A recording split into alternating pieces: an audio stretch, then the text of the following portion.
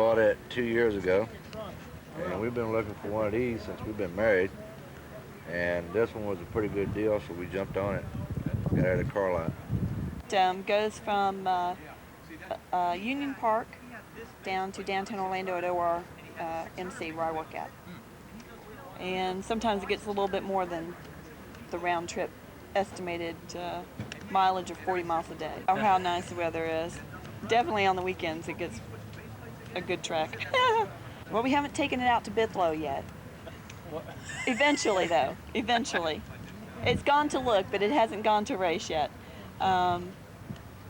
Mainly just because we got married back in 79, and we were going to get a 79, but we couldn't find one that was in good condition. And so we went for this one. But we have a good time whenever we drive it. A lot of times we just get in it and go. We just enjoy the car. Yeah, eventually we're going to do a complete restoration on it. We're going to go from the bottom, go to the top, go to the top, and go to the bottom. But that's down the road a little bit. But mainly right now, just keep it in the present condition, and if there's anything, that we can upgrade, then we'll do that. But maybe in the next 2 to 3 years, we can get started on it.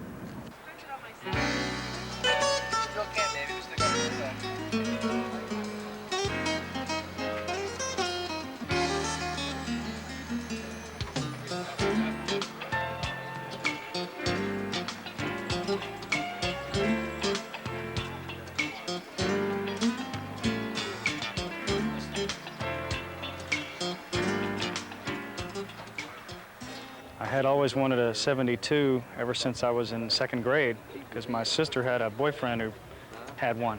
And he brought her home late from a date one night, and I told him I wouldn't tell Mom and Dad that he was after curfew if he would take me for a ride. And he took me for a spin in his, literally a spin, in his 72 TA, and that was kind of, that's when I got hooked on it. And I looked for about 8 years. I wanted a 4-speed with air. And it's pretty rare because Pontiac was on strike that year. We only made about 1,200 of them, and only 800 or so 4-speeds. God knows how many of those had air. So I just looked and looked and never found one. And finally I found it, and I immediately drove down and jewed him down about $4,000 and bought it. It came originally from Chicago. I researched through the Department of Transportation, both in Florida and Illinois, all of the owners. I tried to contact all 6 or 7 of them, I forget now. And no one responded. 3 of them were dead. And the rest of them either had moved or I could not locate them. I called the dealership, and they remembered the car because it had been a dealer demo. It has all the options, all the bells and whistles, and they were using it to kind of sell other people on the base model Trans Ams. So this was in the showroom for a while, and they remembered it, but they didn't have any records. There had been a fire, and the dealership had a fire and had relocated since 1972. Any good memories that you've had in it, or? No, just a few Camaros I've sucked up my tailpipe as I passed them, and that's about it. It's, Great.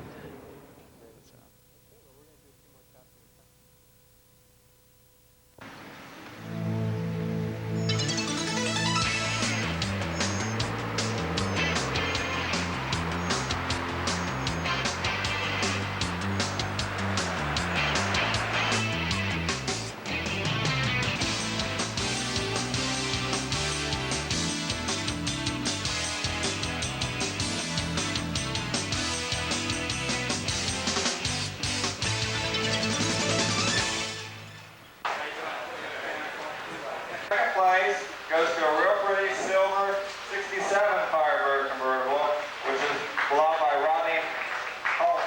We interviewed All right. Goes to Mr. Ed Panier for his 72 Trans Am. Beautiful white car.